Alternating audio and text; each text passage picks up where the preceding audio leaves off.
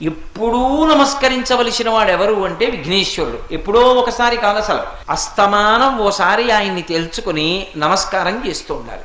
అందుకే గణపతి అయ్యారు. గ అంటే కదలిక. మన కదలికలన్నీ క్షేమంగా ఉండేటట్టు చూడగలిగినటువంటి వాడు ఎవరు అంటే ఆయన. అటువంటి గణపతిని, విఘ్నేశ్వర ముఖం ఉన్నవాణ్ణి తప్పకుండా నమస్కారం చెయ్యాలి. అది ఆ శ్లోకం యొక్క విశేషం. అయితే నేను మీకు ఒక్క విషయాన్ని ఇవాళ ప్రత్యేకంగా చెప్పాలి అని అనుకుంటున్నాను. శమంతకోపాఖ్యానము అని చెప్పి ఒక కథ వింటుంటాం.